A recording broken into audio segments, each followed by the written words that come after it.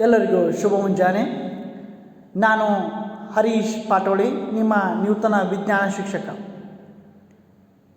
ಇವತ್ತು ನಾವು ಅಧ್ಯಾಯ 15 ನಮ್ಮ ಪರಿಸರ ಎಂಬ ಪಾಠವನ್ನು ಶುರು ಮಾಡ್ತಾ ಇದ್ದೇವೆ. ಮೊದಲಿಗೆ ಪ್ರಿಯ ವಿದ್ಯಾರ್ಥಿಗಳೇ, ಪರಿಸರ ಎಂದರೇನು? ಪರಿಸರದಲ್ಲಿ ಏನೇನಿರುತ್ತದೆ? ಈಗಾಗಲೇ ನಿಮ್ಮ ಮನೆಯಲ್ಲಿ ನೀವು ಕೇಳಿರ್ತೀರಿ, ನಿಮ್ಮ ಅಜ್ಜ ಆಗಲಿ ನಿಮ್ಮ ಮನೆಯಲ್ಲಿರುವಂಥ ಹಿರಿಯರಾಗಲಿ ಏನಂತ ಹೇಳ್ತಾರಪ್ಪ ಅಂತಂದ್ರೆ, ನಾವು ಒಳ್ಳೆಯ ಪರಿಸರದಲ್ಲಿ ಬಾಳಬೇಕು, ನಾವು ಒಳ್ಳೆಯ ಪರಿಸರದಲ್ಲಿ ಬಾಳಬೇಕು, ಒಳ್ಳೆಯ ಪರಿಸರದಲ್ಲಿ ನಮ್ಮ ಜೀವನವನ್ನು ಸಾಗಿಸಬೇಕು. ಹಾಗಂದ್ರೆ ಪರಿಸರ ಅಂದರೆ ಏನು? ಪ್ರಿಯ ವಿದ್ಯಾರ್ಥಿಗಳೇ ಗಮನಿಸಿ. ಜೀವಿಯ ಸುತ್ತಲೂ ಇರುವ ಎಲ್ಲ ಭೌತಿಕ ಮತ್ತು ಜೈವಿಕ ಅಂಶಗಳನ್ನು ಒಳಗೊಂಡಂತೆ ಅದಕ್ಕೆ ನಾವು ಪರಿಸರ ಎಂದು ಕರೆಯುತ್ತೇವೆ. ಜೀವಿಯ ಸುತ್ತಲೂ ಇರುವ ಎಲ್ಲ ಭೌತಿಕ ಮತ್ತು ಜೈವಿಕ ಅಂಶಗಳನ್ನು ಒಳಗೊಂಡಂತೆ ಪರಿಸರ ಎನ್ನುತ್ತೇವೆ. ಜೈವಿಕ ಮತ್ತು ಭೌತಿಕ ಅಂಶಗಳು. ಪ್ರಿಯ ವಿದ್ಯಾರ್ಥಿಗಳೇ, ಪರಿಸರ ಅಂದರೆ ನೀವು ಮೊದಲನೇ ತರಗತಿಯಲ್ಲಿ ಕಲಿತಿರ್ತೀರಿ. ನಮ್ಮ ಸುತ್ತಮುತ್ತಲಿನಲ್ಲಿರುವಂಥ ವಾತಾವರಣಕ್ಕೆ ನಾವು ಪರಿಸರ ಎಂದು ಕರೆಯುತ್ತೇವೆ. ನಮ್ಮ ಸುತ್ತಮುತ್ತಲಿರುವಂಥ ವಾತಾವರಣಕ್ಕೆ ನಾವು ಪರಿಸರ ಎಂದು ಕರೆಯುತ್ತೇವೆ. ನಮ್ಮ ಸುತ್ತಮುತ್ತಲಿರುವಂಥ ವಾತಾವರಣದಲ್ಲಿ ನಮಗೆ ವಿಭಿನ್ನ ರೀತಿಯಾದಂಥ ವಸ್ತುಗಳು, ಪ್ರಾಣಿಗಳು, ಪಕ್ಷಿಗಳು, ಜೀವಿಗಳು, ನಿರ್ಜೀವಿಗಳು ಕಾಣಿಸ್ತಾವೆ. ಹೌದಲ್ಲ? ಜೀವಿಗಳಂದ್ರೇನು ನಿಮಗೆ ಗೊತ್ತೈತಿ? ನಿರ್ಜೀವಿಗಳಂದ್ರೇನು ನಿಮಗೆ ಗೊತ್ತೈತಿ? ಪ್ರಿಯ ವಿದ್ಯಾರ್ಥಿಗಳೇ, ಪರಿಸರದಲ್ಲಿ 2 ಬಗೆಯ ವಸ್ತುಗಳು ಕಾಣ್ತಾವೆ ನಮಗೆ. ಮುಖ್ಯವಾಗಿ ಒಂದು ಜೀವ ವಸ್ತುಗಳು ಹಾಗೂ ನಿರ್ಜೀವ ವಸ್ತುಗಳು. ಜೀವ ವಸ್ತುಗಳು ಅಂದರೆ ಜೀವಿಗಳು ಮತ್ತು ನಿರ್ಜೀವಿಗಳು ನಿಮ್ಗೆ ಕಾಣಿಸ್ತವೆ. ಜೀವ ವಸ್ತುಗಳಂತಂದ್ರೇನು? ಜೀವಿಗಳಂದರೇನು? ಯಾವ ವಸ್ತುವಿನಲ್ಲಿ, ಯಾವುದರಲ್ಲಿ ಜೀವ ಇರುತ್ತದೆ ಅದಕ್ಕೆ ಜೀವ ವಸ್ತು ಅಂತೇಳಿ ಕರಿತೀವಿ. ಯಾವ ವಸ್ತುವಿನಲ್ಲಿ ಜೀವ ಇರುವುದಿಲ್ಲ ಅದಕ್ಕೆ ನಿರ್ಜೀವ ವಸ್ತು ಅಂತೇಳಿ ಕರಿತೀವಿ. ಉದಾಹರಣೆಗೆ ಪ್ರಾಣಿ, ಪಕ್ಷಿ, ಸಸ್ಯಗಳು, ಗಿಡ, ಮರ, ಇವೆಲ್ಲ ಪಕ್ಷಿಗಳು, ಇವೆಲ್ಲಕ್ಕೂ ನಾವೇನು ಕರಿತೀವಿ? ಜೀವ ವಸ್ತುಗಳಂತೇಳಿ ಕರಿತೀವಿ. ಹಾಗೆ ಹುಲ್ಲು, ಗಿಡ, ಸಸಿ ಇವೆಲ್ಲಕ್ಕೂ ಜೀವ ವಸ್ತುಗಳಂತ ಕರಿತೀವಿ. ಹಾಗೆಯೇ ಕಲ್ಲು, ಮಣ್ಣು, ನೀರು, ಗಾಳಿ, ಸೂರ್ಯನ ಬೆಳಕು ಇವೆಲ್ಲಕ್ಕೂ ನಾವು ನಿರ್ಜೀವ ವಸ್ತುಗಳಂತೇಳಿ ಕರಿತೀವಿ. ನಿರ್ಜೀವ ವಸ್ತುಗಳಂತೇಳಿ ಕರಿತೀವಿ. ನೀವು ಹಿಂದಿನ ತರಗತಿಯಲ್ಲಿ ಕಲ್ತಿದ್ದೀರಿ. ಪ್ರಿಯ ವಿದ್ಯಾರ್ಥಿಗಳೇ, ಸಸ್ಯಗಳು, ಪ್ರಾಣಿಗಳು ಮತ್ತು ಸೂಕ್ಷ್ಮ ಜೀವಿಗಳು ಮತ್ತು ಮಾನವತರ ಎಲ್ಲ ಜೀವಿಗಳು ಅಂತೆಯೇ ಸುತ್ತಮುತ್ತಲಿನ ಭೌತಿಕ ಪರಿಸರಗಳು ಪರಸ್ಪರ ಪರಿವರ್ತಿಸುತ್ತವೆ. ಇವೆಲ್ಲವೂ ಏನು ಮಾಡ್ತಾವ? ಪರಸ್ಪರ ಪರಿವರ್ತಿಸ್ತಾವ ಮತ್ತು ಪ್ರಕೃತಿಯಲ್ಲಿ ಸಮತೋಲನವನ್ನು ಕಾಪಾಡ್ತಾವೆ. ಪ್ರಕೃತಿಯಲ್ಲಿನ ಸಮತೋಲನವನ್ನು ಏನು ಮಾಡ್ತಾವೆ? ಇವು ಕಾಪಾಡ್ತಾವೆ. ಹಾಗೆಯೇ ಪರಸ್ಪರ ಕಾರ್ಯನಿರ್ವಹಿಸುತ್ತಿರುವ ಒಂದು ಪರಿಸರವು ಎಲ್ಲ ಜೀವಿಗಳ ನಿರ್ಜೀವ ಘಟಕಗಳನ್ನು ಜೊತೆಗೂಡಿ ಪರಿಸರ ವ್ಯವಸ್ಥೆಯನ್ನು ರೂಪಿಸ್ತವೆ. ಪರಿಸರ ವ್ಯವಸ್ಥೆ ಏನು ಮಾಡ್ತವೆ? ರೂಪಿಸ್ತವೆ. ನೀವು ಈಗಾಗಲೇ ಈ ಚಿತ್ರದಲ್ಲಿ ಗಮನಿಸಿರ್ಬೋದು, ವಿಭಿನ್ನ ರೀತಿಯಾದ ಪ್ರಾಣಿಗಳಿವೆ, ಪಕ್ಷಿಗಳಿವೆ, ಗಿಡ, ಮರ, ಹುಲ್ಲು ಇವೆಲ್ಲವೂ ಜೀವ ವಸ್ತುಗಳು. ಇವೆಲ್ಲವೂ ಪರಿಸರದ ಎಲ್ಲ ಜೀವಿಗಳು. ಇವೆಲ್ಲ ಪರಿಸರದ ಎಲ್ಲ ಜೀವಿಗಳು ನಿರ್ಜೀವ ಘಟಕಗಳ ಜೊತೆಗೆ ಒಗ್ಗೂಡಿ, ನಿರ್ಜೀವ ಘಟಕಗಳ ಕೂಡ ಕೂಡಿ ಪರಿಸರ ವ್ಯವಸ್ಥೆಯನ್ನು ರೂಪಿಸುತ್ತವೆ. ನಿರ್ಜೀವ ವಸ್ತುಗಳು ನಾನು ಈಗಾಗಲೇ ಹೇಳಿದ್ದೀನಿ ನಿಮಗೆ. ನೀರು, ಗಾಳಿ, ಸೂರ್ಯನ ಬೆಳಕು, ಮಣ್ಣು ಇವೆಲ್ಲ ನಿರ್ಜೀವ ವಸ್ತುಗಳು. ಹಾಗೆಯೇ ಪ್ರಾಣಿ, ಪಕ್ಷಿ, ಗಿಡ, ಮರ, ಸಸ್ಯ ಇವೆಲ್ಲವೂ ಜೀವವಸ್ತುಗಳು. ಇವೆಲ್ಲವೂ ಕೂಡಿ ಒಂದು ಪರಿಸರ ವ್ಯವಸ್ಥೆಯನ್ನು ನಿರ್ಮಾಣ ಮಾಡ್ತಾವೆ. ಅರ್ಥ ಆಯ್ತಲ್ಲ? ಓಕೆ, ಇದು ನಮ್ಮ ಪರಿಸರ. ಇದು ನಮ್ಮ ಪರಿಸರ. ಉದಾಹರಣೆಗೆ ನೀವು ಯಾವುದಾದ್ರೂ ಈ ಒಂದು ಉದ್ಯಾನವನ ಆಗಲಿ ಅಥವಾ ಗಾರ್ಡನ್ ಆಗಲಿ ಹೋಗಿರ್ತೀರಿ. ಅಲ್ಲಿ ಗಮನಿಸ್ಬೋದು, ಹುಲ್ಲುಗಾವಲು ಇರ್ತದೆ, ಗಿಡ ಮರಗಳಿರ್ತಾವೆ, ಸಸ್ಯಗಳಿರ್ತಾವೆ, ಪ್ರಾಣಿಗಳಿರ್ತಾವೆ, ಕೀಟಗಳಿರ್ತಾವ, ಕಪ್ಪೆಗಳಿರ್ತಾವ, ಪಕ್ಷಿಗಳಿರ್ತಾವ. ಇವೆಲ್ಲವೂ ಒಂದು ಪ್ರಾಣಿ ಅಥವಾ ಒಂದು ಪಕ್ಷಿ ಅಥವಾ ಒಂದು ಕೀಟ, ಒಂದು ಮರ, ಒಂದು ಸಸ್ಯ, ಇವೆಲ್ಲವೂ ಅನ್ಯೋನ್ಯವಾಗಿ ಒಂದರ ಮೇಲೆ ಒಂದು ಅವಲಂಬನೆಯಾಗಿ ಬದುಕ್ತಾವ. ಇದಕ್ಕೆ ನಾವು ಪರಿಸರ ಅಂತೇಳಿ ಕರಿಬೋದಲ್ಲ. ಪ್ರಿಯ ವಿದ್ಯಾರ್ಥಿಗಳೇ, ಎಲ್ಲ ಜೀವಿಗಳು ಪರಸ್ಪರ ಪರಿವರ್ತಿಸ್ತವ. ಇವೆಲ್ಲವೂ ಏನು ಮಾಡ್ತವ? ಪರಸ್ಪರ ಪರಿವರ್ತಿಸ್ತವ ಮತ್ತು ಅವುಗಳ ಬೆಳವಣಿಗೆಗೆ, ಸಂತಾನೋತ್ಪತ್ತಿಗೆ ಮತ್ತು ಇನ್ನಿತರ ಕ್ರಿಯೆಗಳಿಗೆ ಪರಿಸರ ವ್ಯವಸ್ಥೆಯನ್ನು ಅಜೈವಿಕ ಘಟಕಗಳಿಂದ ಪ್ರಭಾವಿಸಲ್ಪಡ್ತಾವ. ಸಂತಾನೋತ್ಪತ್ತಿ ಆಗಿರ್ಬೋದು, ಬೆಳವಣಿಗೆ ಆಗಿರ್ಬೋದು, ಆಮೇಲೆ ಇನ್ನಿತರ ಹಲವಾರು ಚಟುವಟಿಕೆಗಳಿಗೆ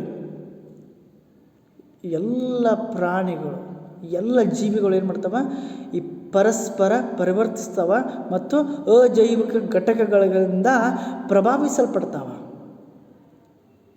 ಅಜೈವಿಕ ಘಟಕಗಳಿಂದ ಏನು ಮಾಡ್ತಾವ? ಪ್ರಭಾವಿಸಲ್ಪಡ್ತಾವ. ಸೊ ನಾವು ಹಲವಾರು ಕಾಡುಗಳನ್ನು ನೋಡುತ್ತೇವೆ. ಅದು ಕೃತಕವಾದಂಥ ಪರಿಸರ. ಅಲ್ಲಿ ನಾವು ಯಾವುದೇ ಥರನಾದ ಮಾನವನ ಕೈ ಕೂಡಿರುವುದಿಲ್ಲ. ಅದು ನೈಸರ್ಗಿಕವಾಗಿ ಬೆಳೆದಂಥ ಬೃಹತ್ತಾದ ಕಾಡಾಗಿರ್ತದೆ. ಅದು ಪ್ರಕೃತಿ ನಿರ್ಮಿತವಾಗಿರ್ತದೆ. ಅದೇನಾಗಿರ್ತದೆ? ಪ್ರಕೃತಿ. ಅದನ್ನು ಯಾರು ಮಾಡಿರ್ತಾರಪ್ಪ ಅಂದರೆ ಪ್ರಕೃತಿ ಮಾಡಿರ್ತದೆ. ಅದು ಪರಿಸರ ನಿರ್ಮಿತ ಅಂತ ಕರಿತೀವಿ, ಅಥವಾ ನೈಸರ್ಗಿಕ ಕಾಡು ಅಂತೇಳಿ ಕರಿತೀವಿ. ಅಕಸ್ಮಾತ್ ನೀವು ನೋಡಿರ್ತೀರಿ, ಕೆಲವೊಂದಿಷ್ಟು ಗಾರ್ಡನ್ಗಳನ್ನು ನೋಡಿರ್ತೀರಿ, ಕೆಲವೊಂದಿಷ್ಟು ಉದ್ಯಾನವನಗಳನ್ನು ನೋಡಿರ್ತೀರಿ. ಅಲ್ಲಿ ಮಾನವನೇ ಹೋಗಿ ಹುಲ್ಲನ್ನು ಬೆಳೆಸ್ತಾನೆ, ಮಾನವನೇ ಹೋಗಿ ಗಿಡ ಮರಗಳನ್ನು ಬೆಳೆಸ್ತಾನೆ, ನೀರಿನ ಕೊಯ್ಲುಗಳನ್ನು ಮಾಡ್ತಾನೆ, ಮಾನವನೇ ಹೋಗಿ ಪ್ರಾಣಿಗಳನ್ನು ಸಾಕ್ತಾನೆ. ಅದು ಮಾನವ ನಿರ್ಮಿತ ಉದ್ಯಾನವನ ಆಗ್ತದೆ. ಮಾನವ ನಿರ್ಮಿತ ಉದ್ಯಾನವನಕ್ಕೂ ನೈಸರ್ಗಿಕವಾಗಿ ಬೆಳೆದಂಥ ಕಾಡಿಗೂ ಬಹಳಷ್ಟು ವ್ಯತ್ಯಾಸ ಅದ. ಪ್ರಿಯ ವಿದ್ಯಾರ್ಥಿಗಳೇ, ಮೊದಲಿಗೆ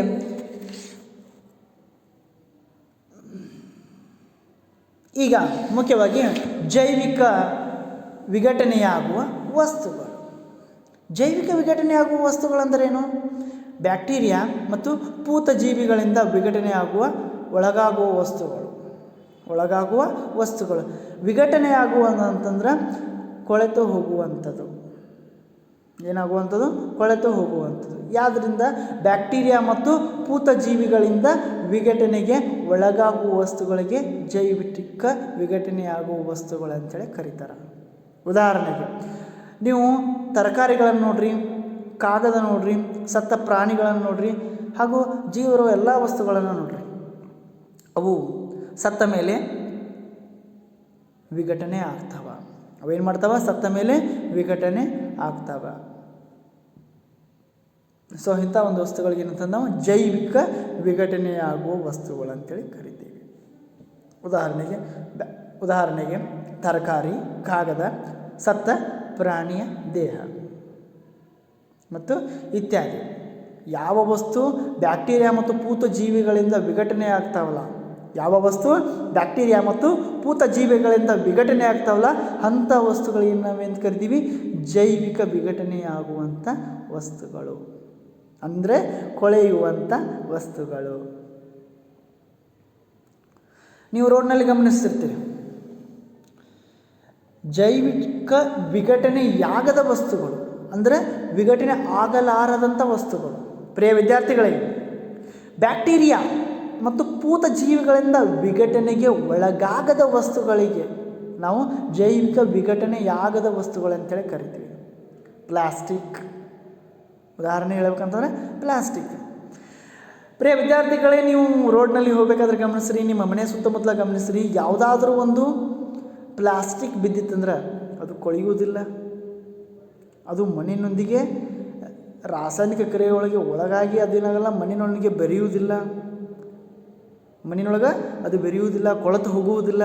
ಆದ್ರೆ ಅದೇನು ಮಾಡ್ತದೆ ಅಂತಂದ್ರೆ ಅದು ಹೆಂಗಿರ್ತದೆ ಹಂಗೆ ಉಳಿತದ. ಅದಕ್ಕೆ ಏನಂತ ಕರಿತೀವಿ ನಾವು?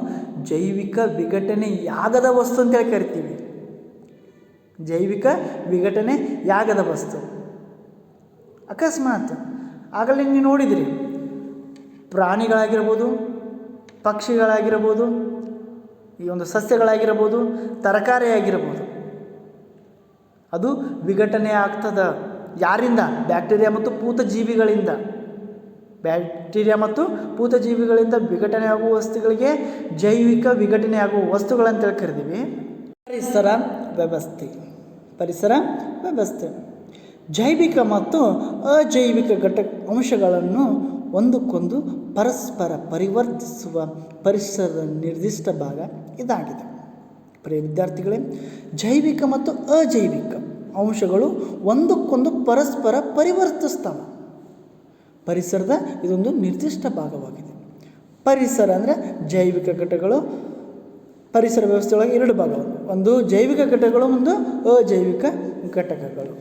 ಜೈವಿಕ ಘಟಕಗಳು ಮತ್ತು ಅಜೈವಿಕ ಘಟಕಗಳು. ಈ ಜೈವಿಕ ಘಟಕಗಳು ಅಂದರೆ ಏನು?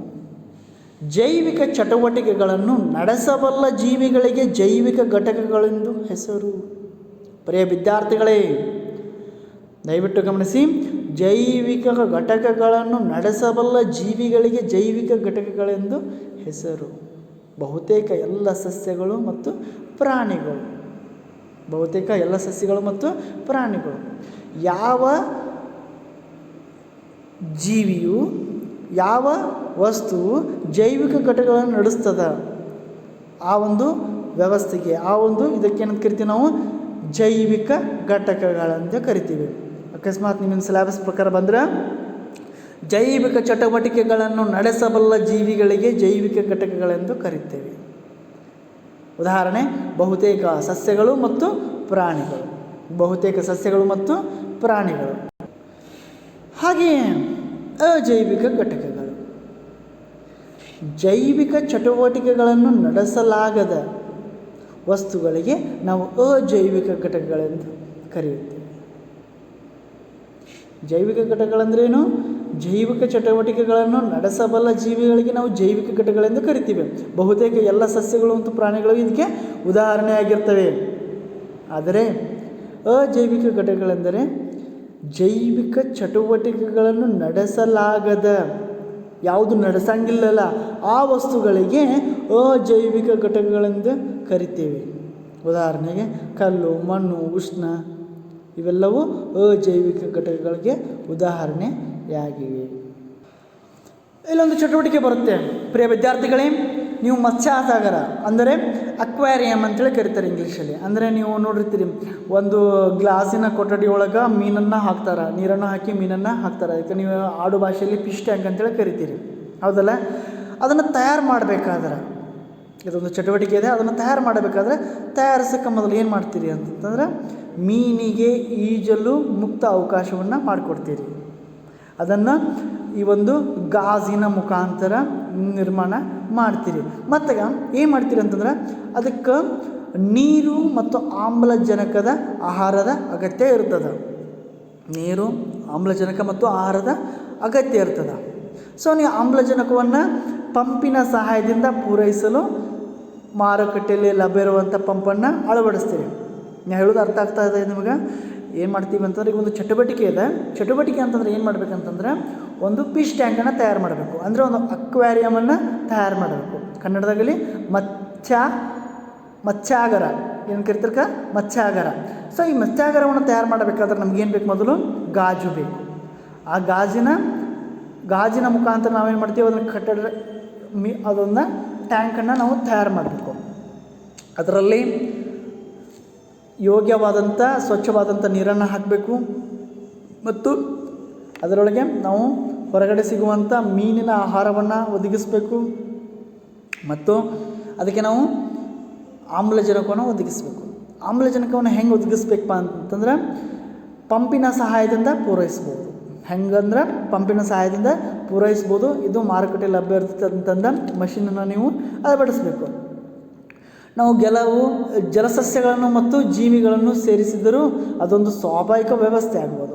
ಮತ್ತು ಮೀನು ಆಗಲಿ, ಅಲ್ಲಿರುವಂಥ ಜಲಸಸ್ಯಗಳನ್ನಾಗಲಿ, ನೀರಲ್ಲಿರುವಂಥ ಗಿಡ ಮರಗಳನ್ನು ಮತ್ತು ಅವುಗಳನ್ನು ತಂದ ಇಡಬೇಕು. ಯಾಕಪ್ಪ ಅಂತಂದ್ರೆ ನಾವು ಮತ್ಸ್ಯಾಗಾರವನ್ನು ನಿರ್ಮಿಸಿದ ನಂತರ ಅದು ಹಾಗೆಯೇ ಬಿಡಬಹುದೇ?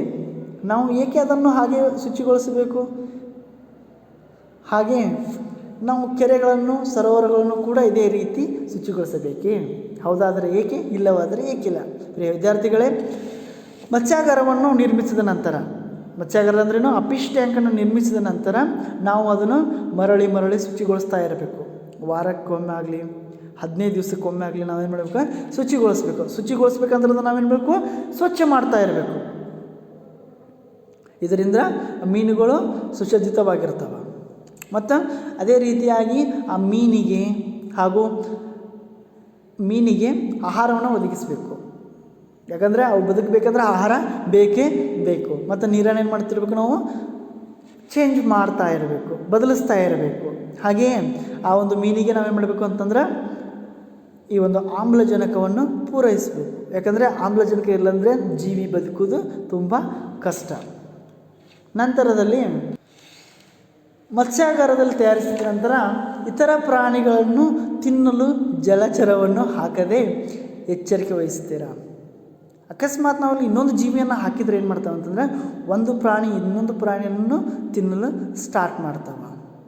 ಸೊ ಈ ರೀತಿಯಾಗಿ ಅಲ್ಲೇನಾಗ್ತದೆ ಅಂತಂದ್ರೆ ಆಹಾರ ಸರಪಳಿ ಏರ್ಪಡ್ತದೆ. ಅಕಸ್ಮಾತ್ ನಾವು ಅಲ್ಲಿ ಮೀನಿನಲ್ಲಿ ಜಲಸಸ್ಯಗಳನ್ನು ಹಾಕಿದ್ರೆ ಆ ಸಸ್ಯಗಳನ್ನು ಮೀನು ತಿಂತದೆ.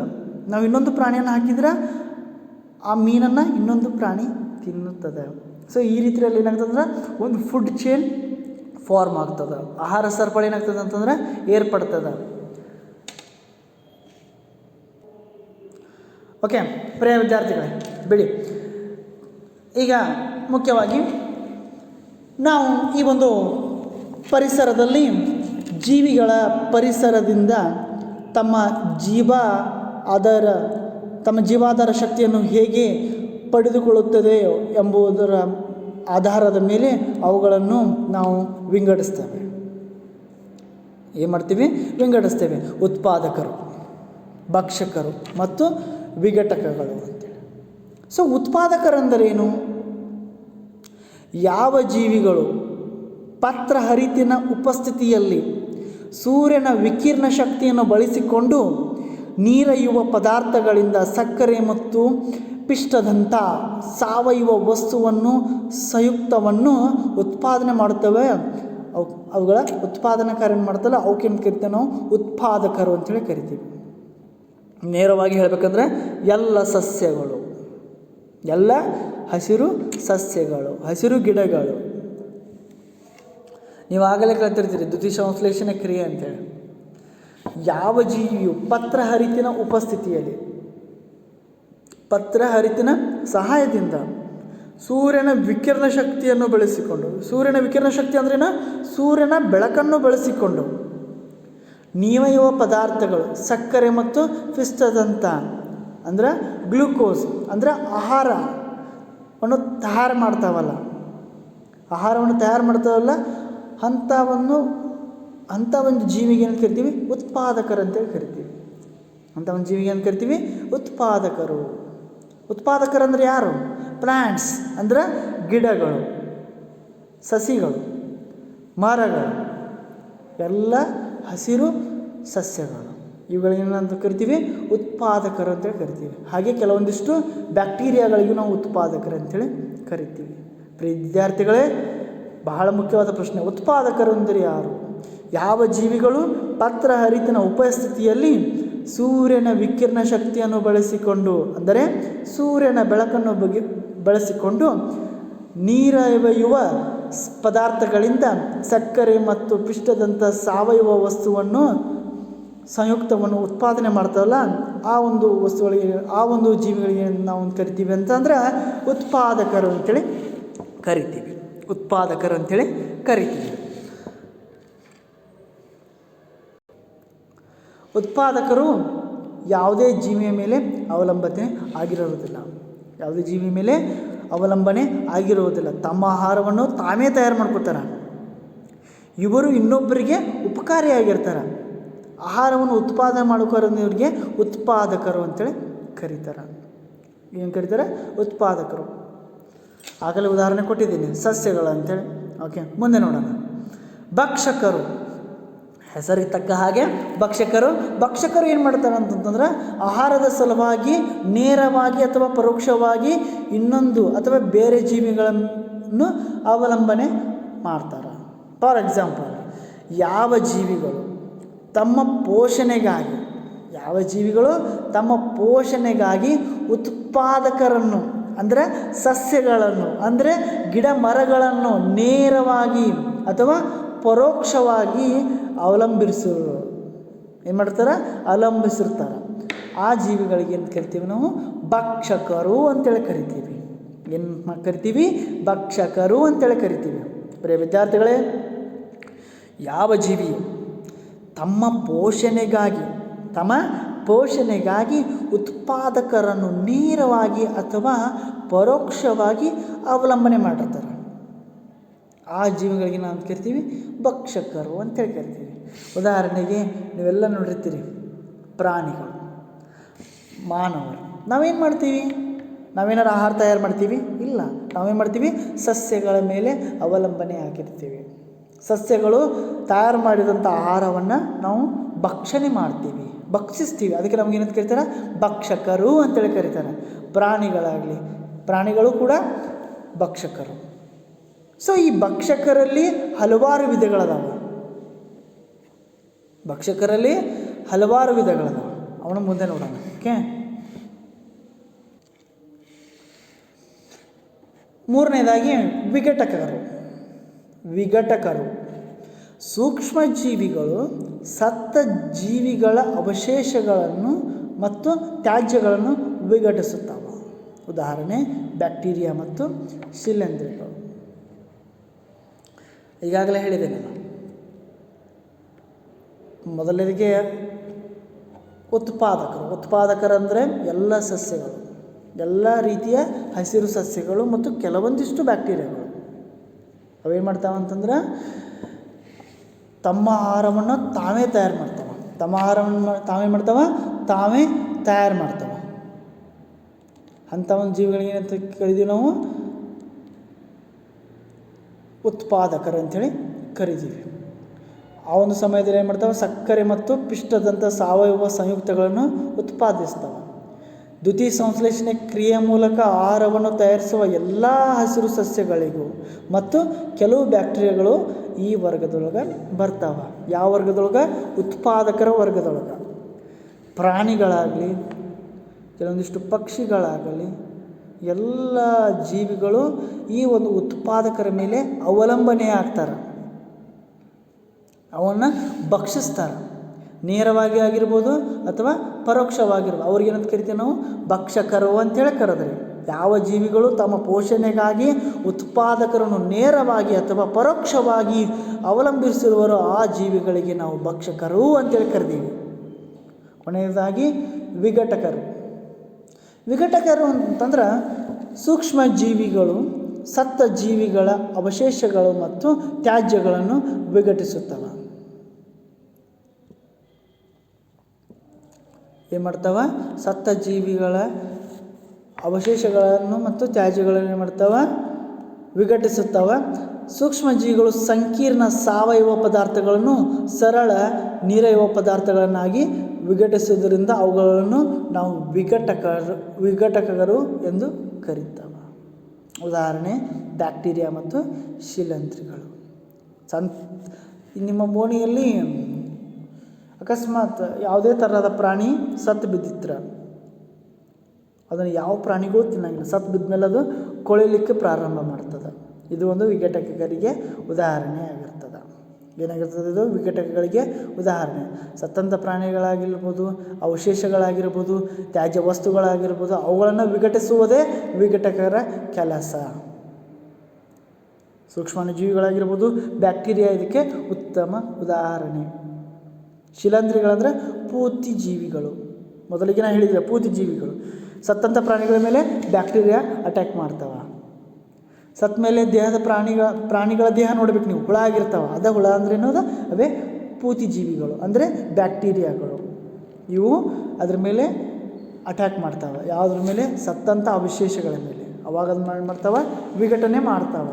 ಅದಕ್ಕೆ ಇವಕ್ಕನ್ನು ಏನು ಕರಿತೀವಿ? ವಿಘಟಕರು ಅಂಥೇಳಿ ಕರಿತೀವಿ. ಇದು ಈಗ ವಿಘಟಕರು ಮತ್ತು ಭಕ್ಷಕರು ಮತ್ತು ಉತ್ಪಾದಕರ ಬಗ್ಗೆ ವಿವರ. ಆಹಾರ ಸರಪಳಿ. ಆಹಾರ ಸರಪಳಿ ಬಹಳ ಮುಖ್ಯವಾದಂಥ ಒಂದು ಕ್ರಿಯೆ. ಆಹಾರ ಸರಪಳಿ. ಆಹಾರಕ್ಕಾಗಿ ಒಂದು ಜೀವಿಯು ಇನ್ನೊಂದು ಜೀವಿಯನ್ನು ಅವಲಂಬಿಸಿರುವ ಜೀವಿಗಳ ಸರಪಳಿಗೆ ನಾವು ಆಹಾರ ಸರಪಳಿ ಅಂತೇಳಿ ಕರಿತೀವಿ. ಬರೀ ವಿದ್ಯಾರ್ಥಿಗಳೇ, ಆಹಾರಕ್ಕಾಗಿ ಒಂದು ಜೀವಿಯು ಇನ್ನೊಂದು ಜೀವಿಯನ್ನು ಅವಲಂಬನೆ ಮಾಡಿರ್ತದೆ. ಈ ಒಂದು ಸರಪಳಿಗೆ ನಾವೇನು ಕರಿತೀವಿ? ಆಹಾರ ಸರಪಳಿ ಎಂದು ಕರೆಯುತ್ತೇವೆ. ಏನು ಕರಿತೀವಿ? ಆಹಾರ ಸರಪಳಿ ಎಂದು ಕರೆಯುತ್ತೇವೆ. ಪ್ರಿಯ ವಿದ್ಯಾರ್ಥಿಗಳೇ, ಇಲ್ಲಿ ಗಮನಿಸಿ, ಒಂದು ಚಿತ್ರವನ್ನು ಕೊಟ್ಟಿರ್ತಾರೆ. ಮೊದಲಿಗೆ ಗ್ರಾಸ್ ಅಂದರೆ ಪ್ರೊಡ್ಯೂಸರ್ಸ್ ಅಂದರೆ ಉತ್ಪಾದಕರು. ಯಾರವರು? ಉತ್ಪಾದಕರು. ಆ ಒಂದು ಉತ್ಪಾದಕರು ಸೂರ್ಯನ ಸಹಾಯದಿಂದ, ನೀರಿನ ಸಹಾಯದಿಂದ ಮತ್ತು ಪತ್ರಹರಿತಿನ ಮುಖಾಂತರ ಆಹಾರವನ್ನು ತಯಾರು ಮಾಡ್ತಾವೆ. ಇದು ನಿಮ್ಗೆ ಈಗಾಗಲೇ ಗೊತ್ತಾಗಿದೆ. ತಯಾರು ಮಾಡಿದಂಥ ಆಹಾರವನ್ನು ಪ್ರೊಡ್ಯೂಸರು ಶೇಖರಣೆ ಮಾಡಿ ಇಟ್ಕೊಂಡಿರ್ತಾವೆ. ಈ ಒಂದು ಆಹಾರವನ್ನು ಈ ಒಂದು ಪ್ರೊಡ್ಯೂಸರನ್ನ ಅಂದರೆ ಈ ಒಂದು ಉತ್ಪಾದಕರನ್ನು ಯಾರು ತಿಂತಾರಂತಂದ್ರೆ ಪ್ರೈಮರಿ ಕನ್ಸ್ಯೂಮರ್ಸ್ ಅಂದರೆ ಪ್ರಾಥಮಿಕ ಭಕ್ಷಕರು. ಅಂದರೆ ಭಕ್ಷಕರಲ್ಲಿ ನಾವು 3 ಥರದ ವಿಂಗಡಣೆ ಮಾಡ್ತೀವಿ. ಪ್ರಾಥಮಿಕ ಭಕ್ಷಕರು, ದ್ವಿತೀಯಕ ಭಕ್ಷಕರು ಹಾಗೂ ತೃತೀಯಕ ಭಕ್ಷಕರು. ಮೊದಲಿಗೆ ಯಾರು? ಪ್ರೊಡ್ಯೂಸರ್ಸ್ ಅಂದರೆ ಉತ್ಪಾದಕರು. ಉತ್ಪಾದಕರೆಂದರೆ ಯಾರು? ಎಲ್ಲ ಥರದ ಸಸ್ಯಗಳು ಮತ್ತು ಕೆಲವೊಂದಿಷ್ಟು ಬ್ಯಾಕ್ಟೀರಿಯಾಗಳು, ಆದರೆ ಮುಖ್ಯವಾಗಿ ಎಲ್ಲ ಥರದ ಸಸ್ಯಗಳು, ಹಸಿರು ಸಸ್ಯಗಳು. ಹಸಿರು ಸಸ್ಯಗಳು ತಯಾರು ಮಾಡಿದಂಥ ಆಹಾರವನ್ನು ಅಥವಾ ಹಸಿರು ಸಸ್ಯಗಳನ್ನು ಯಾರು ತಿಂತಾರೆ? ಪ್ರಾಥಮಿಕ ಭಕ್ಷಕರು ತಿಂತಾರೆ. ಯಾರು ತಿಂತಾರೆ? ಪ್ರಾಥಮಿಕ ಭಕ್ಷಕರು ಈ ಒಂದು ಹಸಿರು ಸಸ್ಯಗಳನ್ನು ಪ್ರಾಥಮಿಕ ಭಕ್ಷಕರು ತಿಂತಾರೆ. ಭಕ್ಷಕರಲ್ಲಿ ಮೊದಲನೆಯ ಥರ ಅದು ಪ್ರೈಮರಿ ಕನ್ಸ್ಯೂಮರ್ಸ್ ಅಂದರೆ ಪ್ರಾಥಮಿಕ ಭಕ್ಷಕರು. ಈ ಹಸಿರು ಸಸ್ಯಗಳಿಗೆ ನಾವೇನು ಕರಿತೀವಿ? ಉತ್ಪಾದಕರು. ಈ ಉತ್ಪಾದಕರನ್ನು ಪ್ರೈಮರಿ ಕನ್ಸ್ಯೂಮರ್ಸ್ ಅಂದರೆ ಪ್ರಾಥಮಿಕ ಭಕ್ಷಕರು ತಿನ್ನುತ್ತಾರೆ. ಓಕೆ, ಈ ಒಂದು ಪ್ರಾಥಮಿಕ ಭಕ್ಷಕರನ್ನು ದ್ವಿತೀಯಕ ಭಕ್ಷಕರು ತಿನ್ನುತ್ತಾರೆ. ಏನು ಮಾಡ್ತಾರೆ? ದ್ವಿತೀಯಕ ಭಕ್ಷಕರು ತಿನ್ನುತ್ತಾರೆ. ಈ ಒಂದು ಬೆಳೆದಂಥ ಹುಲ್ಲನ್ನು ಏನು ಮಾಡ್ತದೆ? ಈ ಒಂದು ಕೀಟ, ಈ ಒಂದು ಹುಳ ತಿನ್ನುತ್ತದೆ. ಈ ಒಂದು ಗ್ರಾಸ್ ಅಥವಾ ಈ ಒಂದು ಹುಲ್ಲಿಗೆ ಏನಂತ ಕರಿತೀವಿ ನಾವು? ಉತ್ಪಾದಕರಂತೇಳಿ ಕರಿತೀವಿ. ಅರ್ಥ ಆಯ್ತಲ್ಲ? ಈ ಒಂದು ಹುಲ್ಲಿಗೆ ನಾವೇನು ಕರಿತೀವಿ? ಉತ್ಪಾದಕರಂತ ಕರಿತೀವಿ. ಈ ಒಂದು ಹುಲ್ಲನ್ನು ಈ ಒಂದು ಕೀಟ ತಿನ್ನುತ್ತದ, ಈ ಒಂದು ಹುಳ ತಿಂತದ. ಆ ಹುಳಕ್ಕಂತ ನಾವೇನಂತ ಕರಿತೀವಿ? ಪ್ರಾಥಮಿಕ ಭಕ್ಷಕರಂತೇಳಿ ಕರಿತೀವಿ. ಈ ಒಂದು ಪ್ರಾಥಮಿಕ ಭಕ್ಷಕ ಅಂದರೆ ಈ ಒಂದು ಹುಳವನ್ನು ಈ ಒಂದು ಕಪ್ಪೆ ತಿಂತದ, ಅದಕ್ಕೆ ಅಂತ ಕರಿತೀವಿ ದ್ವಿತೀಯ ಭಕ್ಷಕ ಅಂತೇಳಿ ಕರಿತೀವಿ. ಏನು ಕರಿತೀವಿ? ದ್ವಿತೀಯ ಭಕ್ಷಕ ಅಂತೇಳಿ ಕರಿತೀವಿ. ಈ ಒಂದು ಕಪ್ಪೆಯನ್ನು ಮತ್ತೆ ಒಂದು ಹಾವು ತಿನ್ನುತ್ತದ. ಏನು ಮಾಡ್ತದ? ಈ ಹಾವು ತಿಂತದ. ಈ ಒಂದು ಹಾವಿಗೆ ನಾವೇನು ಕರಿತೀವಿ? ತೃತೀಯ ಭಕ್ಷಕ ಅಂತ ಕರಿತೀವಿ. ಏನು ಕರಿತೀವಿ? ತೃತೀಯ ಭಕ್ಷಕ ಅಂತೇಳಿ ಕರಿತೀವಿ. ಈ ಒಂದು ಹಾವನ್ನು ಈ ಒಂದು ಹದ್ದು ತಿಂತದ. ಈ ಹದ್ದಕ್ಕೆ ಅಂತ ನಾವು ಕೊನೆಯ ಭಕ್ಷಕ ಅಂತೇಳಿ ಕರಿತೀವಿ. ಏನು ಕರಿತೀವಿ? ಕೊನೆಯ ಭಕ್ಷಕ ಅಂತ ಕರಿತೀವಿ. ಈ ಒಂದು ಹದ್ದು ಸತ್ತ ಮೇಲೆ ಅದನ್ನು ಈ ಒಂದು ವಿಘಟಕಗಳು ತಿಂತಾವ. ಏನು ಮಾಡ್ತಾವ? ವಿಘಟಕಗಳು ತಿಂತಾವ. ಅರ್ಥ ಆಯ್ತಲ್ಲ? ಮೊದಲಿಗೆ ಉತ್ಪಾದಕರು ಅಂದರೆ ಉತ್ಪಾದನೆ ಮಾಡಿರ್ತಾವೆ, ಆಹಾರವನ್ನು ಉತ್ಪಾದನೆ ಮಾಡಿರ್ತಾರೆ. ಯಾರು ಉತ್ಪಾದನೆ ಮಾಡಿರ್ತಾರೆ? ಸಸ್ಯಗಳು. ಸಸ್ಯಗಳನ್ನು ಯಾರು ತಿಂತಾರೆ? ಈ ಒಂದು ಹುಳ. ಆ ಹುಳಗೆ ಅಂತ ಕರಿತೀವಿ ಪ್ರಾಥಮಿಕ ಭಕ್ಷಕರು. ಇವರೆಲ್ಲರೂ ಭಕ್ಷಕರೇ. ಇವ್ರಿಗೇನು ಇದರಲ್ಲಿ ವಿಂಗಡಣೆ ಮಾಡ್ತೀವಿ. ಮೊದಲಿಗೆ ಪ್ರಾಥಮಿಕ ಭಕ್ಷಕರು. ಪ್ರಾಥಮಿಕ ಭಕ್ಷಕರು ಯಾರನ್ನು ತಿಂತಾರೆ? ಉತ್ಪಾದಕರನ್ನು ತಿಂತಾರೆ. ಆಮೇಲೆ ಈ ಪ್ರಾಥಮಿಕ ಭಕ್ಷಕರನ್ನು ಯಾರು ತಿಂತಾರ? ದ್ವಿತೀಯಕ ಭಕ್ಷಕರು. ಈ ಒಂದು ದ್ವಿತೀಯಕ ಭಕ್ಷಕರನ್ನು ಯಾರು ತಿಂತಾರ? ತೃತೀಯಕ ಭಕ್ಷಕರನ್ನು ಯಾರು ತಿಂತಾರ? ಕೊನೆಯ ಭಕ್ಷಕರು ಸತ್ತ ಮೇಲೆ ಅದನ್ನು ಯಾರು ತಿಂತಾರ? ಈ ಒಂದು ವಿಘಟಕಗಳು. ಈ ರೀತಿಯಾಗಿ ಒಂದು ಜೀವಿಯು ಇನ್ನೊಂದು ಜೀವಿಯ ಮೇಲೆ ಆಹಾರಕ್ಕಾಗಿ ಅವಲಂಬಿಸಿರ್ತದೆ. ಈ ಒಂದು ಸರಪಳಿಗೆ ಆಹಾರ ಸರಪಳಿ ಎಂದು ಕರೆಯುವರು.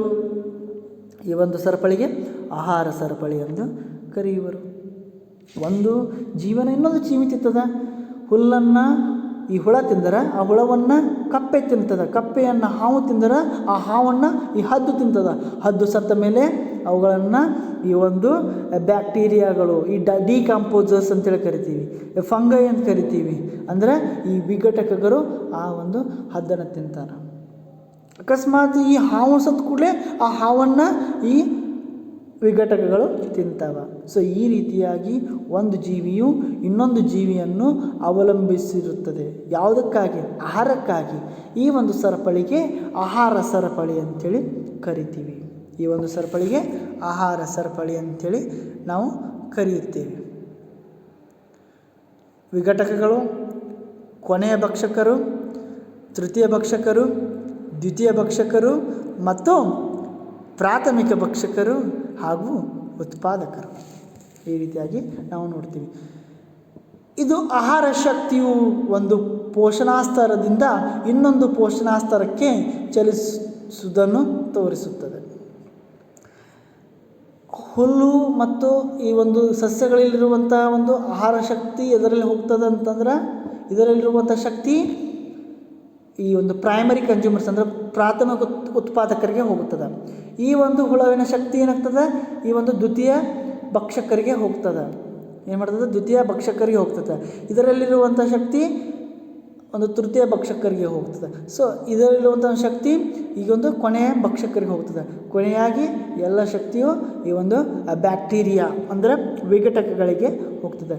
ಈ ರೀತಿಯಾಗಿ ಒಂದು ಶಕ್ತಿಯ ಒಂದು ಪೋಷಣಾಸ್ತರದಿಂದ ಇನ್ನೊಂದು ಪೋಷಣಾಸ್ತರಕ್ಕೆ ಚಲಿಸುತ್ತದೆ.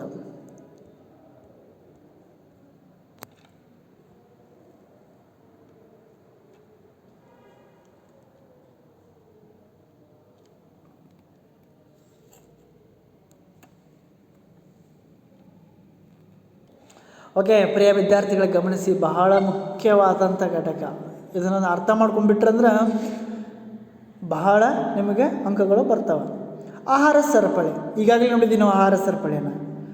ಸೊ ಸ್ವಪೋಷಕಗಳು ಅಥವಾ ಉತ್ಪಾದಕ ಜೀವಿಗಳು ಮೊದಲ ಪೋಷಣಾ ಸ್ತರದಲ್ಲಿರುತ್ತವೆ. ಅವು ಸೌರಶಕ್ತಿಯನ್ನು ಸ್ಥಿರಗೊಳಿಸುತ್ತವೆ. ಪ್ರಿಯ ವಿದ್ಯಾರ್ಥಿಗಳೇ, ಈ ಒಂದು ಚಿತ್ರವನ್ನು ಗಮನಿಸಿ. ಇಲ್ಲಿ ಚಿತ್ರಗಳನ್ನು ಗಮನಿಸಿ.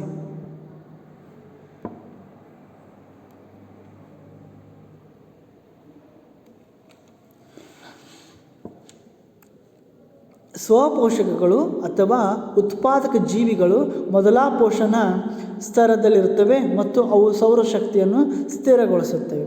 ಸೌರಶಕ್ತಿಯನ್ನು ಏನು ಮಾಡ್ತವೆ? ಸ್ಥಿರಗೊಳಿಸ್ತವೆ.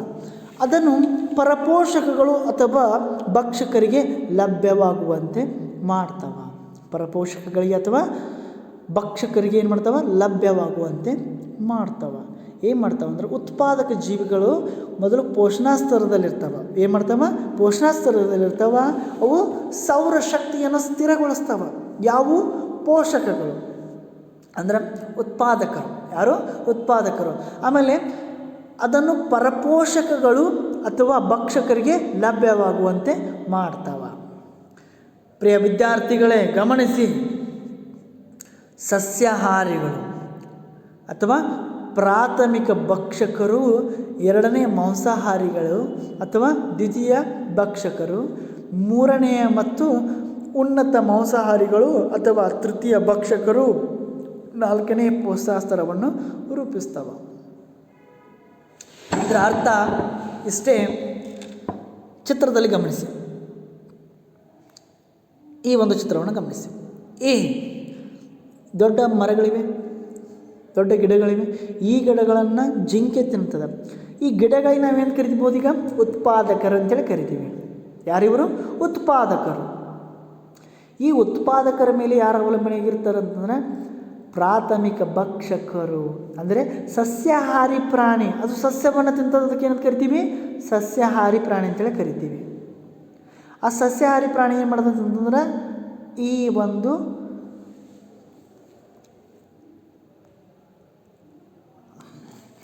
ಒಂದು ಸಸ್ಯವನ್ನು, ಈ ಒಂದು ಗಿಡಗಳನ್ನು ಏನು ಮಾಡ್ತದೆ? ಈ ಸಸ್ಯಾಹಾರಿ ಪ್ರಾಣಿಗಳು ತಿಂತಾವ. ಇದಕ್ಕೆ ಅಂತ ಕರಿತೀವಿ ನಾವು ಅಂದ್ರೆ ಉತ್ಪಾದಕರು ಅಂತೇಳಿ ಕರಿತೀವಿ. ನಾವೇನು ಕರಿತೀವಿ? ಉತ್ಪಾದಕರು ಅಂತೇಳಿ ಕರಿತೀವಿ. ಈ ಉತ್ಪಾದಕರನ್ನು ಏನು ಮಾಡ್ತಾವ? ಈ ಜಿಂಕೆಗಳು ತಿಂತಾವ. ಈ ಜಿಂಕೆಗಳನ್ನ ನಾವೇನು ಕರಿತೀವಿ? ಭಕ್ಷಕರು. ಅದರಲ್ಲಿ ಯಾವ ಭಕ್ಷಕರು? ಪ್ರಾಥಮಿಕ ಭಕ್ಷಕರು. ಯಾವ ಭಕ್ಷಕರು? ಪ್ರಾಥಮಿಕ ಭಕ್ಷಕರು. ಈ ಜಿಂಕೆಯನ್ನು ಈ ಹುಲಿ ತಿಂತದ. ಈ ಜಿಂಕೆಯನ್ನು ಏನು ಮಾಡ್ತದ? ಈ ಹುಲಿ ತಿಂತದ. ಈ ಹುಲಿಗೆ ಏನಂತ ಕರಿತೀವಿ ನಾವು? ದ್ವಿತೀಯ ಭಕ್ಷಕರು. ದ್ವಿತೀಯ ಭಕ್ಷಕರು. ಆ ಹುಲಿಯನ್ನು ಇನ್ನೊಂದು ಪ್ರಾಣಿ ತಿನ್ನಬಹುದು, ಅದಕ್ಕೆ ನಾವು ಏನು ಕರಿತೀವಿ? ತೃತೀಯ ಭಕ್ಷಕರು ಅಂತ ಕರಿತೀವಿ. ಅಕಸ್ಮಾತ್ ಆ ಹುಲಿ ಸತ್ತು ಹೋದರೆ ಅದನ್ನು ತಿನ್ನೋದಕ್ಕೆ ಡೈರೆಕ್ಟ್ ಯಾರು ಬರ್ತಾರೆ? ನಮಗೆ ತೃತೀಯ ಭಕ್ಷಕರು ಬರೋದಿಲ್ಲ, ಅಲ್ಲಿ ವಿಘಟಕರು ಬರ್ತಾರೆ. ಯಾರು ಬರ್ತಾರೆ? ವಿಘಟಕಗಳು ಬರ್ತಾರೆ. ಅರ್ಥ ಆಯ್ತಲ್ಲ? ಸೊ ಈ ರೀತಿಯಾಗಿ ಗಿಡವನ್ನು ಜಿಂಕೆ ತಿಂತದ, ಆ ಜಿಂಕೆಯನ್ನು ಹುಲಿ ತಿಂತದ. ಇದು ಒಂದು ಸರಪಳಿ. ಎರಡನೇದಾಗಿ ನೋಡ್ರಿ, ಇಲ್ಲಿ ಒಂದು ಬೆಳೆ ಇದೆ. ಏನಿದೆ? ಬೆಳೆ ಐತಿ. ಈ ಬೆಳೆದಂಥ ಬೆಳೆಯನ್ನು ಈ ಒಂದು ಕೀಟ ತಿನ್ನುತ್ತದೆ. ಏನು ಮಾಡ್ತದೆ? ಈ ಕೀಟ ತಿಂತದ. ಈ ಕೀಟವನ್ನು ಈ ಕೊಪ್ಪೆ ತಿಂತದ. ಈ ಕೊಪ್ಪೆಯನ್ನು ಈ ಹಾವು ತಿಂತದ. ಈ ಹಾವನ್ನು ಈ ಹದ್ದು ತಿಂತದ. ಪ್ರಿಯ ವಿದ್ಯಾರ್ಥಿಗಳೇ, ಈ ಒಂದು ಸಸ್ಯಕ್ಕೆ, ಈ ಒಂದು ಬೆಳೆಗೆ ನಾವು ಏನಂತ ಕರಿತೀವಿ? ಉತ್ಪಾದಕರು ಅಂತೇಳಿ ಕರಿತೀವಿ. ಈ ಒಂದು ಉತ್ಪಾದಕರ ಮೇಲೆ ಯಾರು ಅವಲಂಬನೆ ಆಗಿದ್ದಾರೆ? ಪ್ರೈಮರಿ ಕನ್ಸ್ಯೂಮರ್ಸ್, ಅಂದರೆ ಪ್ರಾಥಮಿಕ ಭಕ್ಷಕರು. ಈ ಒಂದು ಪ್ರಾಥಮಿಕ ಭಕ್ಷಕರ ಮೇಲೆ ಯಾರು ಅವಲಂಬನೆ ಆಗಿದ್ದಾರೆ? ಕಪ್ಪೆಗಳು, ಅಂದರೆ ದ್ವಿತೀಯ ಭಕ್ಷಕರು. ಈ ದ್ವಿತೀಯ ಭಕ್ಷಕರ ಮೇಲೆ ಯಾರು ಅವಲಂಬನೆ ಆಗಿದ್ದಾರೆ? ಹಾವು, ಅಂದರೆ ತೃತೀಯ ಭಕ್ಷಕರು. ಈ ಹಾವಿನ ಮೇಲೆ ಯಾರು ಅವಲಂಬನೆ ಆಗಿದ್ದಾರೆ? ಹದ್ದು, ಅದಕ್ಕೆ ಕೊನೆಯ ಭಕ್ಷಕರು ಅಂಥೇಳಿ ಕರಿತೀವಿ. ಕೊನೆಗೆ ಹದ್ದು ಸತ್ತ ಮೇಲೆ ಅದನ್ನು ವಿಘಟಕರು ತಿಂತಾರೆ. ಓಕೆ, ಇಲ್ಲಿ ಗಮನಿಸ್ಬೋದು, ಇಲ್ಲಿ ಒಂದು ಸಸ್ಯ ಇದೆ, ಇದು ಉತ್ಪಾದಕ. ಇದೇನು? ಉತ್ಪಾದಕರು. ಈ ಉತ್ಪಾದಕರನ್ನು ಈ ಚೇಳು ತಿಂತದ. ಈ ಚೇಳನ್ನು ಈ ಮೀನು ತಿಂತದ. ಈ ಮೀನನ್ನು ಈ ಒಂದು ಪಕ್ಷಿ ತಿಂತದ. ಅಲ್ಲಿ ತಯಾರಿಸಿದಂಥ ಆಹಾರಕ್ಕೆ ತಯಾರು ಮಾಡಿರುವಂಥ ಸಸ್ಯಕ್ಕೆ ಏನು ಕರಿತೀವಿ ನಾವು? ಉತ್ಪಾದಕರಂತ ಕರಿತೀವಿ. ಆ ಉತ್ಪಾದಕರನ್ನು ಯಾರು ತಿಂದರು? ಆ ಚೇಳು ತಿಂತದ.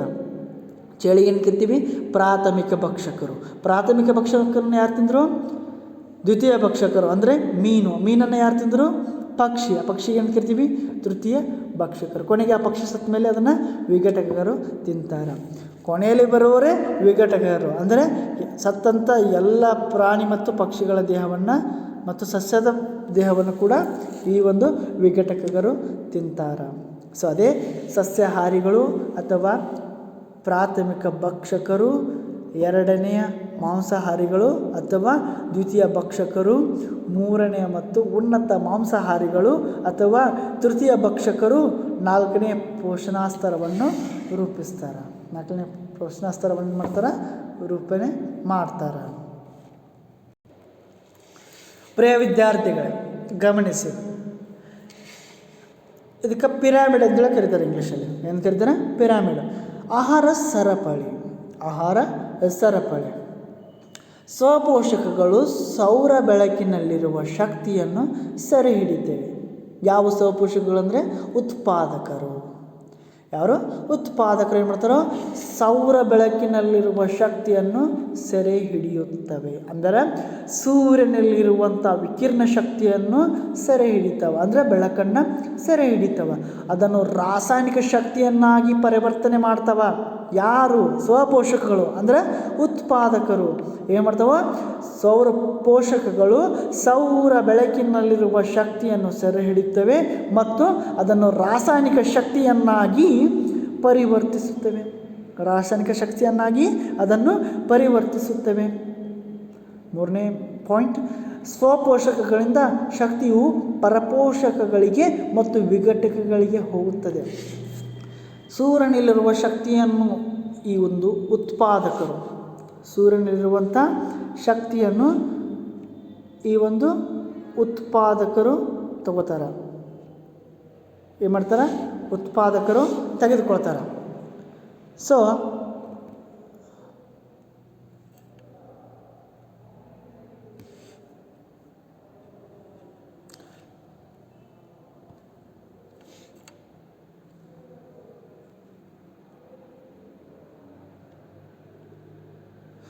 ಸೂರ್ಯನಲ್ಲಿರುವ ಶಕ್ತಿಯನ್ನು ಯಾರು ತಗೋತಾರೆ ಅಂತಂದ್ರೆ, ಸೂರ್ಯನಲ್ಲಿರುವ ಶಕ್ತಿಯನ್ನು ಯಾರು ಸೆರೆ ಹಿಡಿತಾರಪ್ಪ ಅಂತಂದ್ರೆ ಇವತ್ತು ಉತ್ಪಾದಕರು ಸೆರೆ ಹಿಡಿತಾರೆ. ಉತ್ಪಾದಕರು ಸೆರೆ ಹಿಡಿದಂಥ ಶಕ್ತಿಯನ್ನು ಏನು ಮಾಡ್ತಾವೆ ಅಂತಂದ್ರೆ ರಾಸಾಯನಿಕ ಶಕ್ತಿಯನ್ನಾಗಿ ಏನು ಮಾಡ್ತಾರೆ? ಪರಿವರ್ತನೆ ಮಾಡ್ತಾರೆ. ರಾಸಾಯನಿಕ ಶಕ್ತಿಯನ್ನಾಗಿ ಏನು ಮಾಡ್ತಾರೆ? ಅದನ್ನು ಪರಿವರ್ತನೆ ಮಾಡ್ತಾರೆ. ಯಾರು? ಉತ್ಪಾದಕರು. ಯಾರು? ಉತ್ಪಾದಕರು. ಉತ್ಪಾದಕರು ಏನು ಮಾಡ್ತಾರೆ? ರಾಸಾಯನಿಕ ಶಕ್ತಿಯನ್ನಾಗಿ ಅದನ್ನು ಇದು ಮಾಡ್ತಾರೆ. ಆಮೇಲೆ ಸ್ವಪೋಷಕಗಳಿಂದ ಶಕ್ತಿಯನ್ನು ಪರಪೋಷಕ ವಿಘಟಗಳಿಗೆ ಹೋಗುತ್ತವೆ. ಈ ಉತ್ಪಾದಕರನ್ನು ಯಾರು ತಿಂತಾರೆ? ಪ್ರಾಥಮಿಕ ಭಕ್ಷಕರು. ಈ ಪ್ರಾಥಮಿಕ ಭಕ್ಷಕರನ್ನು ಯಾರು ತಿಂತಾರೆ? ದ್ವಿತೀಯ ಭಕ್ಷಕರು. ದ್ವಿತೀಯ ಭಕ್ಷಕರನ್ನು ಯಾರು ತಿಂತಾರೆ? ತೃತೀಯ ಭಕ್ಷಕರು. ಹೀಗೆ ಒಂದು ಜೀವಿಯನ್ನು ಇನ್ನೊಂದು ಜೀವಿಯು ಆಹಾರಕ್ಕಾಗಿ ಅವಲಂಬನೆ ಮಾಡ್ತದೆ. ಉತ್ಪಾದಕರಂದರೆ ಯಾರು? ಸಸ್ಯಗಳು. ಎಲ್ಲ ಹಸಿರು ಸಸ್ಯಗಳನ್ನು ಏನು ಮಾಡ್ತಾವೆ ಅಂತಂದರೆ ಇವು ಉತ್ಪಾದಕರು. ಇವು ಏನು ಮಾಡ್ತಾವೆ ಅಂತಂದರೆ ಸೌರ ಬೆಳಕನ್ನು ಉಪಯೋಗಿಸಿಕೊಂಡು ಶಕ್ತಿಯನ್ನು ಸೆರೆ ಹಿಡಿತಾವೆ. ಶಕ್ತಿಯನ್ನು ಏನು ಮಾಡ್ತಾವೆ? ಸೆರೆ ಹಿಡಿತಾವೆ. ಸೊ ಶಕ್ತಿಯನ್ನು ಸೆರೆ ಹಿಡಿದು ಅದನ್ನು ರಾಸಾಯನಿಕ ಶಕ್ತಿಯನ್ನಾಗಿ ಪರಿವರ್ತನೆ ಮಾಡ್ತಾವೆ. ಪರಿವರ್ತನೆ ಮಾಡಿದಂಥ ಶಕ್ತಿಯನ್ನು ಸ್ವಪೋಷಕಗಳು ಪರಪೋಷಕ ವಿಘಟಗಳಿಗೆ ಹೋಗ್ತೈತೆ. ಹೆಂಗೆ ಹೋಗ್ತೈತೆ ಅಂತಂದರೆ ಈ ಉತ್ಪಾದಕರನ್ನು ಪ್ರಾಥಮಿಕ ಭಕ್ಷಕರು ತಿಂತಾರೆ. ಪ್ರಾಥಮಿಕ ಭಕ್ಷಕರನ್ನು ದ್ವಿತೀಯ ಭಕ್ಷಕರು ತಿಂತಾರೆ. ದ್ವಿತೀಯಕ ಭಕ್ಷಕರನ್ನು ತೃತೀಯಕ ಭಕ್ಷಕರು ತಿಂತಾರೆ. ತೃತೀಯಕ ಭಕ್ಷಕರನ್ನು ವಿಘಟಕಗಳು ತಿಂತಾರೆ. ಸೊ ಈ ರೀತಿಯಾಗಿ ಉತ್ಪಾದಕರನ್ನು ಭಕ್ಷಕರು ತಿಂತಾರೆ, ಭಕ್ಷಕರನ್ನು ವಿಘಟಕಗಳು ತಿಂತಾರೆ. ಸೊ ಸ್ವಪೋಷಕಗಳಿಂದ ಶಕ್ತಿಯು ಪರಪೋಷಕಗಳಿಗೆ ಮತ್ತು ವಿಘಟಕಗಳಿಗೆ ಹೋಗುತ್ತದೆ. ಸೊ ಒಂದು ರೂಪದ ಶಕ್ತಿಯು ಇನ್ನೊಂದು ರೂಪಕ್ಕೆ ಬದಲಾಗುವ ಸ್ವಲ್ಪ ಪ್ರಮಾಣದ ಶಕ್ತಿಯು ಮತ್ತೆ ಬಳಸಲಾಗದ ಸ್ವರೂಪಗಳಲ್ಲಿ ಕೆಳಕಂಡಂತೆ ಹೋಗುತ್ತದೆ, ಕಳೆದು ಹೋಗುತ್ತದೆ. ಏನು ಮಾಡ್ತದೆ? ಕಳೆದು ಹೋಗ್ತದೆ. ಸೊ ಉತ್ಪಾದಕರಲ್ಲಿರುವಂಥ ಶಕ್ತಿ ಉತ್ಪಾದಕರನ್ನು ತಿಂದ ಮೇಲೆ ಪ್ರಾಥಮಿಕ ಭಕ್ಷಕರಿಗೆ ಬರ್ತದೆ. ಸೊ ಪ್ರಾಥಮಿಕ ಭಕ್ಷಕರಲ್ಲಿರುವಂಥ ಶಕ್ತಿ ನಂತರ ದ್ವಿತೀಯಕ ಭಕ್ಷಕರಲ್ಲಿ ಬರ್ತದೆ.